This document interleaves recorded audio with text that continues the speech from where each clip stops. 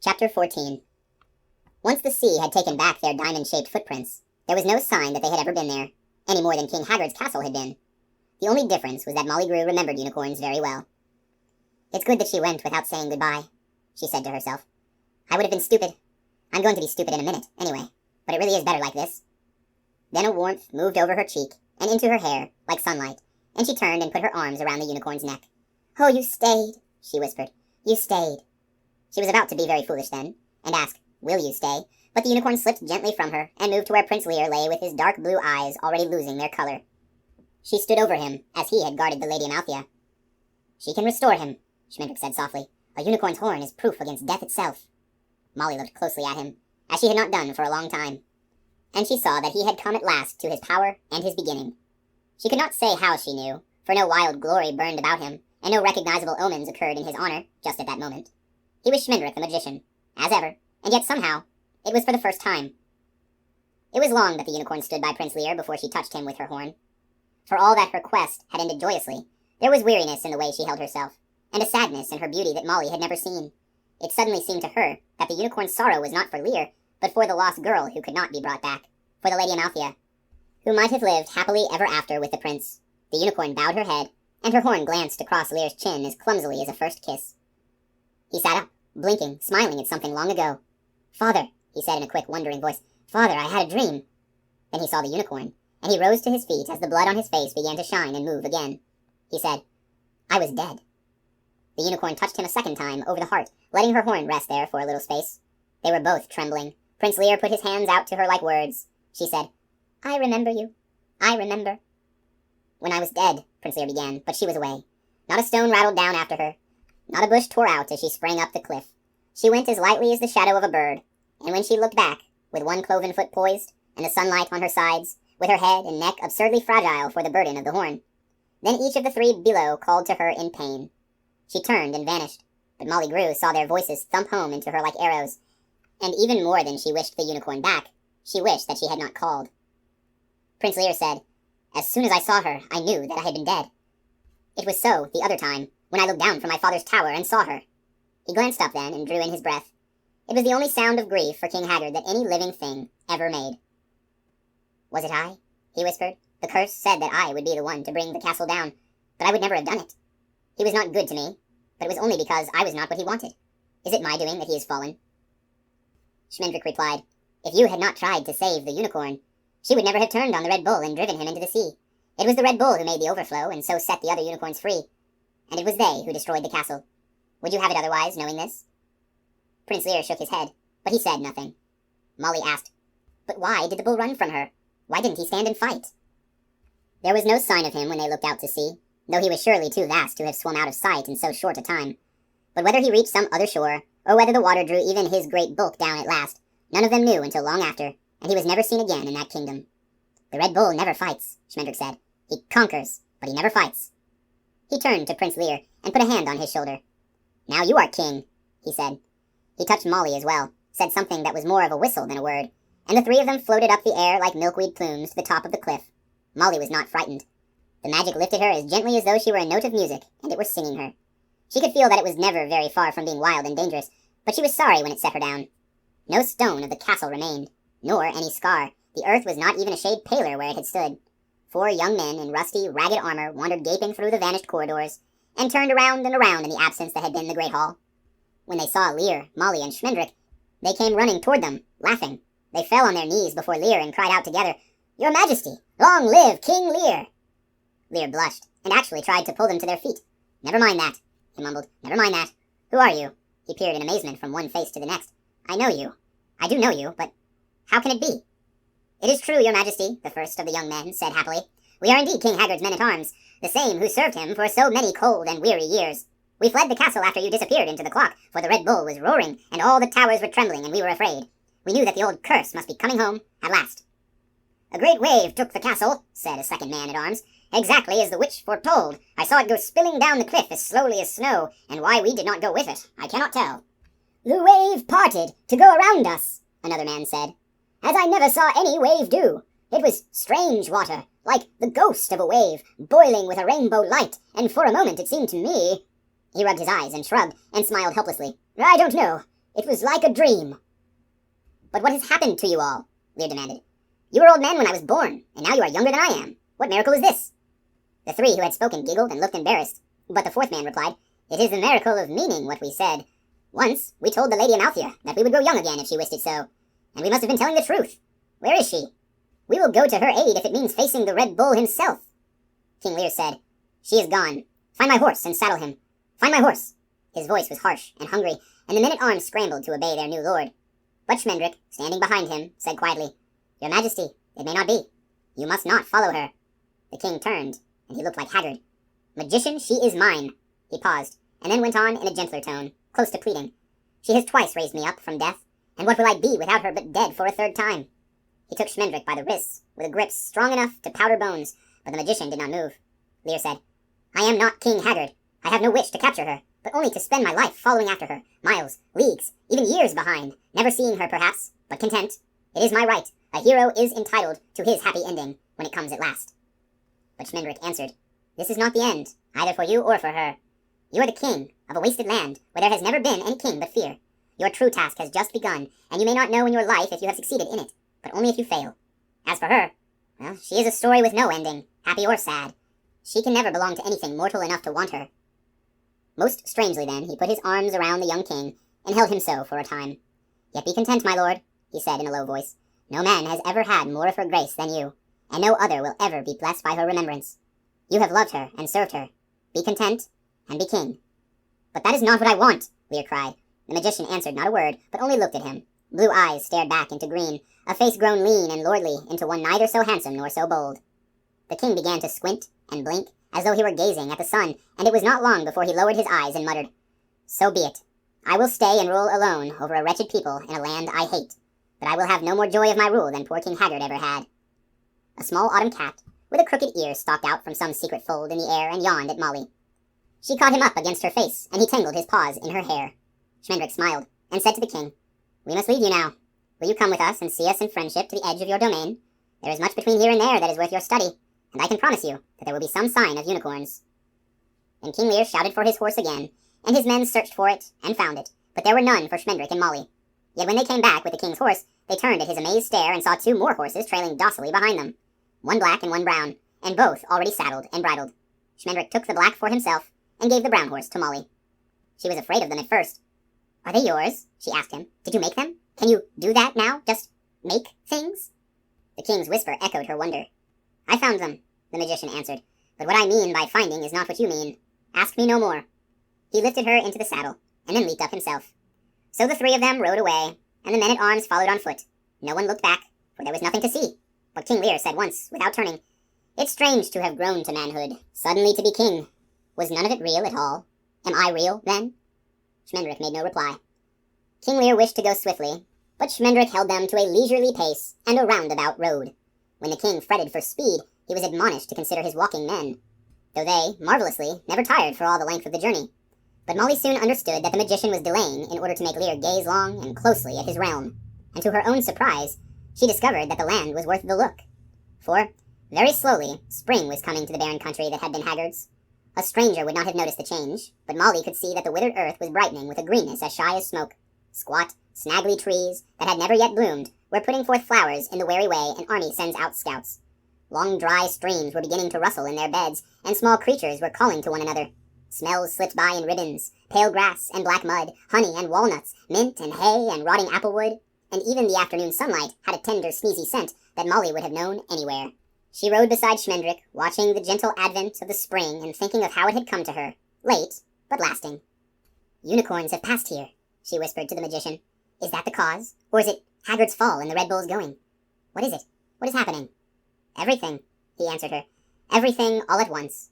It is not one springtime, but 50, and not one or two great terrors flown away, but 1,000 small shadows lifted from the land. Wait and see. Speaking for Lear's ear, he added, Nor is this the first spring that ever has been in this country. It was a good land long ago, and it wants little but a true king to be so again. See how it softens before you.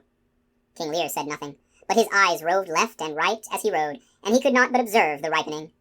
Even the valley of Hagsgate, of evil memory, was stirring with all manner of wildflowers, columbine and harebell, lavender and lupine, foxglove and yarrow. The rutted footprints of the Red Bull were growing mellow with mallow. But when they came to Hagsgate, Deep in the afternoon, a strange and savage sight awaited them. The plowed fields were woefully torn and ravaged, while the rich orchards and vineyards had been stamped down, leaving no grove or arbor standing. It was such shattering ruin as the bull himself might have wrought, but it seemed to Molly Grew as though 50 years' worth of foiled griefs had struck Hagsgate all at once, just as that many springtimes were at last warming the rest of the land. The trampled earth looked oddly ashen in the late light. King Lear said quietly, "What is this?" "Ride on, your majesty," the magician replied. "Ride on." The sun was setting as they passed through the overthrown gates of the town and guided their horses slowly down streets that were choked with boards and belongings and broken glass, with pieces of walls and windows, chimneys, chairs, kitchenware, roofs, bathtubs, beds, mantels, dressing tables. Every house in Hagsgate was down. Everything that could be broken was. The town looked as though it had been stepped on. The people of Hagsgate sat on their doorsteps wherever they could find them, considering the wreckage. They had always had the air of paupers, even in the midst of plenty, and real ruin made them appear almost relieved and no whit poorer. They hardly noticed Lear when he rode up to them, until he said, "I am the king. What has befallen you here?" "It was an earthquake," one man murmured dreamily, but another contradicted him, saying, "It was a storm, a nor'easter straight off the sea. It shook the town to bits, and hail came down like hooves." Still another man insisted that a mighty tide had washed over Hagsgate, a tide as white as dogwood and heavy as marble, that drowned none and smashed everything. King Lear listened to them all, smiling grimly. "Listen," he said when they were done. "King Haggard is dead, and his castle has fallen. I am Lear, the son of Hagsgate, who was abandoned at birth in order to keep the witch's curse from coming true, and this from happening." He swept an arm around him at the burst houses. "Wretched, silly people, the unicorns have returned, the unicorns that you saw the Red Bull hunting and pretended not to see. It was they who brought the castle down, and the town as well. But it is your greed and your fear that have destroyed you." The townsfolk sighed in resignation, but a middle-aged woman stepped forward and said with some spirit, "It seems a bit unfair, my lord. Begging your pardon, what could we have done to save the unicorns? We were afraid of the Red Bull. What could we have done?" "One word might have been enough," King Lear replied. "You'll never know now." He would have wheeled his horse and left them there, but a feeble, routy voice called to him, "Lear, little Lear, my child, my king." Molly and Schmendrick recognized the man who came shuffling up with his arms open, wheezing and limping as though he were older than he truly was. It was Drin. "Who are you?" the king demanded. "What do you want of me?" Drin pawed at his stirrups, nuzzling his boots. "You don't know me, my boy? No. How should you? How should I deserve to have you know me? I am your father, your poor, old, overjoyed father.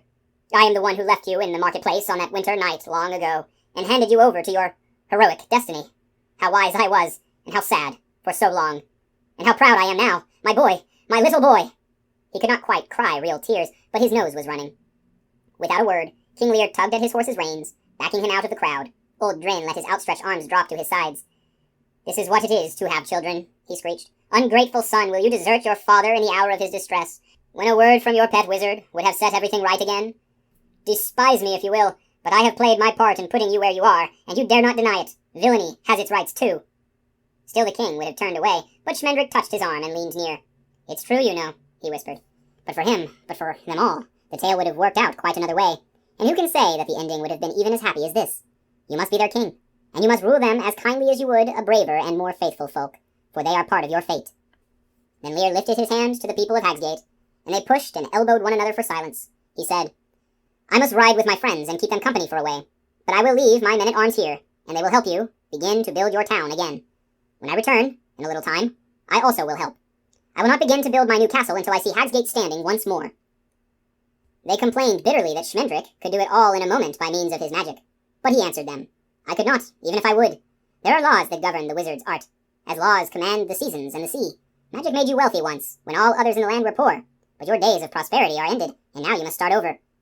What was wasteland in Haggard's time shall grow green and generous again, but Hagsgate will yield a living exactly as miserly as the hearts that dwell there.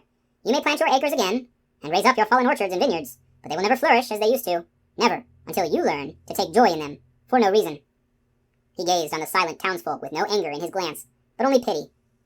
"If I were you, I would have children," he said, and then to King Lear, "How says your majesty? Shall we sleep here tonight and be on our way at dawn?" But the king turned, and rode away out of ruined Hagsgate as fast as he could spur. It was long before Molly and the magician came up with him, and longer still before they lay down to sleep. For many days they journeyed through King Lear's domain, and each day they knew it less and delighted in it more. The spring ran on before them as swiftly as fire, clothing all that was naked and opening everything that had long ago shut up tight. Touching the earth, as the unicorn had touched Lear, Every sort of animal, from bears to black beetles, came sporting or shambling or scurrying along their way, and the high sky, that had been as sandy and as arid as the soil itself, now blossomed with birds swirling so thickly that it seemed like sunset most of the day. Fish bent and flickered in the whisking streams, and wildflowers raced up and down the hills like escaped prisoners. All the land was noisy with life, but it was the silent rejoicing of the flowers that kept the three travelers awake at night.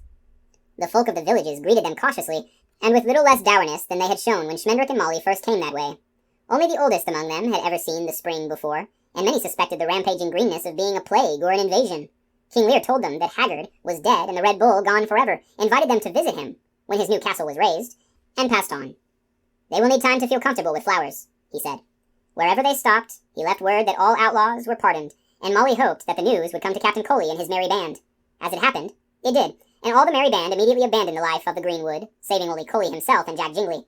Together, they took up the trade of wandering minstrels, and were reported to have become reasonably popular in the provinces. One night, the three slept at the farthest frontier of Lear's kingdom, making their beds in high grass. The king would bid them farewell in the morning, and return to Hagsgate. "It will be lonely," he said in the darkness. "I would rather go with you, and not be king." "Oh, you'll get to like it," Schmendrick replied. "The best young men of the villages will make their way to your court, and you will teach them to be knights and heroes. The wisest of ministers will come to counsel you, the most skillful musicians and jugglers and storytellers will come seeking your favor, and there will be a princess, in time, either fleeing her unspeakably wicked father and brothers, or seeking justice for them. Perhaps you will hear of her, shut away in a fortress of flint and adamant, her only companion, a compassionate spider." "I don't care about that," King Lear said. He was silent for so long that Schmendrick thought he had fallen asleep, but presently he said, "I wish I could see her once more, to tell her all my heart. She will never know what I really meant to say. You did promise that I would see her." The magician answered him sharply. "I promised only that you would see some sign of unicorns, and so you have. Your realm is blessed beyond any lands deserving, because they have passed across it in freedom. As for you and your heart, and the things you said and didn't say, she will remember them all when men are fairy tales and books written by rabbits. Think of that, and be still." The king spoke no more after that, and Schmendrick repented of his words. "She touched you twice," he said in a little while. "The first touch was to bring you to life again, but the second was for you." Lear did not answer, and the magician never knew if he had heard or not. Schmendrick dreamed that the unicorn came and stood by him at moonrise. The thin night wind lifted and spilled her mane, and the moon shone on the snowflake crafting of her small head. He knew it was a dream, but he was happy to see her. "How beautiful you are," he said. "I never really told you." He would have roused the others, but her eyes sang him a warning as clearly as two frightened birds, and he knew that if he moved to call Molly and Lear, he would wake himself, and she would vanish. So he said only, "They love you more, I think, though I do the best I can." "That is why," she said, and he could not tell what she was answering. He lay very still, hoping that he would remember the exact shape of her ears when he did wake in the morning. She said, "You are a true and mortal wizard now, as you always wished. Does it make you happy?" "Yes," he replied with a quiet laugh. "I'm not poor Haggard, to lose my heart's desire in the having of it. But there are wizards and wizards. There is black magic and white magic, and the infinite shades of gray between, and I see now that it is all the same. Whether I decide to be what men would call a wise and good magician, aiding heroes, thwarting witches, wicked lords, and unreasonable parents, making rain, curing wool sorter's disease, and the mad staggers, getting cats down from trees, or whether I choose the retorts full of elixirs and essences, the powders and herbs and banes, the padlocked books of gramarye bound in skins better left unnamed, the muddy mist darkening in the chamber and the sweet voice lisping therein, why, life is short, and how many can I help or harm? I have my power at last, but the world is still too heavy for me to move, though my friend Lear might think otherwise." And he laughed again in his dream, a little sadly. The unicorn said, "That is true. You are a man, and men can do nothing that makes any difference." But her voice was strangely slow and burdened. She asked, "Which will you choose?" The magician laughed for a third time. "Oh, it will be the kind magic, undoubtedly, because you would like it more. I do not think that I will ever see you again, but I will try to do what would please you if you knew. And you, where will you be for the rest of my life? I thought you would have gone home to your forest by now." She turned a little away from him, and the sudden starlight of her shoulders made all his talk of magic taste like sand in his throat. Moths and midges and other night insects too small to be anything in particular came and danced slowly around her bright horn, and this did not make her appear foolish, but them most wise and lovely as they celebrated her. Molly's cat rubbed in and out between her 4 feet. "The others have gone," she said. "They are scattered to the woods they came from, no two together, and men will not catch sight of them much more easily than if they were still in the sea. I will go back to my forest too, but I do not know if I will live contentedly there, or anywhere. I have been mortal, and some part of me is mortal yet. I am full of tears, and hunger, and the fear of death, though I cannot weep, and I want nothing, and I cannot die. I am not like the others now, for no unicorn was ever born who could regret. But I do. I regret." Schmendrick hid his face like a child. though he was a great magician. I am sorry, he mumbled into his wrist.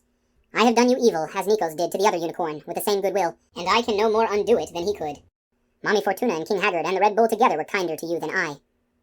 But she answered him gently, saying, My people are in the world again. No sorrow will live in me as long as that joy. Save one, and I thank you for that too. Farewell, good magician. I will try to go home. She made no sound when she left him, but he was awake, and the crook-eared cat was meowing loathsomely. Turning his head, he saw the moonlight trembling in the open eyes of King Lear and Molly Grew. The three of them lay awake till morning, and nobody said a word. At dawn, King Lear rose up and saddled his horse. Before he mounted, he said to Schmendrick and Molly, I would like it if you came to see me one day. They assured him that they would, but still he lingered with them, twisting the dangling reins about his fingers. I dreamed about her last night, he said. Molly cried, So did I. And Schmendrick opened his mouth, and then closed it again. King Lear said hoarsely, By our friendship, I beg you, tell me what she said to you. His hands gripped one hand each of theirs, and his clutch was cold and painful. Schmendrick gave him a weak smile. My lord, I so rarely remember my dreams. It seems to me that we spoke solemnly of silly things, as one does, grave nonsense, empty and evanescent. The king let go of his hand and turned his half-mad gaze on Molly Grew. I'll never tell, she said, a little frightened, but flushing oddly. I remember, but I'll never tell anyone, if I die for it, not even you, my lord. She was not looking at him as she spoke, but at Schmendrick. King Lear let her hand fall as well, and he swung himself into the saddle so fiercely that his horse reared up across the sunrise, bulging like a stag. But Lear kept his seat, and glared down at Molly and Schmendrick with a face so grim and scored and sunken that he might have well been king as long as Haggard before him. She said nothing to me, he whispered. Do you understand? She said nothing to me. Nothing at all. Then his face softened, as even King Haggard's face had gone a little gentle when he watched the unicorns in the sea. For that moment, he was again the young prince who had liked to sit with Molly in the scullery. He said, She looked at me. In my dream, she looked at me and never spoke. He rode away without goodbye, and they watched after him until the hills hid him, a straight, sad horseman, going home to be king. Molly said at last, Oh, the poor man. Poor Lear. He has not fared so badly, the magician answered. Great heroes need great sorrows and burdens, or half their greatness goes unnoticed. It is all part of the fairy tale. But his voice was a little doubtful, and he laid his arms softly around Molly's shoulders. It cannot be an ill fortune to have loved a unicorn, he said. Surely, it must be the dearest luck of all, though the hardest earned. By and by, he put her as far from him as his fingers' ends, and asked her, Now, will you tell me what it was she said to you? But Molly Grew only laughed and shook her head till her hair came down, and she was more beautiful than the Lady Amalthea. The magician said, Very well, then I'll find the unicorn again, and perhaps she will tell me. And he turned calmly to whistle up their steeds. She said no word while he saddled his horse, but when he began on her own, she put her hand on his arm. Do you truly hope that we may find her? There was something I forgot to say. Schmendrick looked at her over his shoulder. The morning sunlight made his eyes seem gay as grass, but now and then, when he stooped into the horse's shadow, there stirred a deeper greenness in his gaze, the green of pine needles that has a faint, cool bitterness about it. He said, I fear it, for her sake. It would mean that she too is a wanderer now, and that is a fate for human beings, not for unicorns. But I hope. Of course, I hope. Then he smiled at Molly and took her hand in his. Anyway, since you and I must choose one road to follow, out of the many that run to the same place in the end, it might as well be a road that a unicorn has taken. We may never see her, but we will always know where she has been. Come then. Come with me. So they began their new journey, which took them in its time in and out of most of the folds of the sweet, wicked, wrinkled world, and so at last to their own strange and wonderful destiny. But that was all later, and first, not 10 minutes out of Lear's kingdom, they met a maiden who came hurrying toward them on foot. Her dress was torn and smirched, but the richness of its making was still plain to see. And though her hair was tumbled and brambled, her arms scratched, and her fair face dirty, there was no mistaking her for anyone but a princess in woeful distress. Schmendrick lighted down to support her, and she clutched him with both hands as though he were a grapefruit hull. A rescue! She cried to him. A rescue! Oh, succour! And ye be a man of mettle and sympathy. Aid me now. I hight the Princess Alison Jocelyn, daughter to good King Giles, and him foully murdered by his brother, the bloody Duke Wolf, who hath taken my 3 brothers, the Princes Corin, Colin, and Calvin, and cast them into a fell prison as hostages, that I will wed with his fat son, the Lord Dudley, but I bribed the sentinel, and sopped the dogs. But Schmendrick, the magician, raised his hand, and she fell silent, staring up at him in wonder out of wild lilac eyes.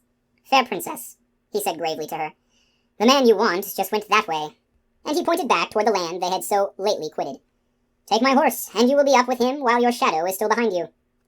He cupped his hands for the Princess Alison Jocelyn, and she climbed wearily, and in some bewilderment, to the saddle. Schmendrick turned the horse, saying, You will surely overtake him with ease, for he will be riding slowly. He is a good man, and a hero greater than any cause is worth. I send all my princesses to him. His name is Lear." Then he slapped the horse on the rump and sent it off the way King Lear had gone, and then he laughed for so long that he was too weak to get up behind Molly and had to walk beside her horse for a while. When he caught his breath again, he began to sing, and she joined with him. And this is what they sang as they went away together, out of this story and into another. "I am no king, and I am no lord, and I am no soldier at arms," said he. "I'm none but a harper, and a very poor harper, that am come hither to wed with ye. If you were a lord, you should be my lord, and the same if you were a thief," said she. "And if you are a harper, you shall be my harper, for it makes no matter to me, for it makes no matter to me. But what if I prove that I am no harper, that I lied for your love most monstrously? Why, then I'll teach you to play and sing, for I dearly love a good harp," said she. The end.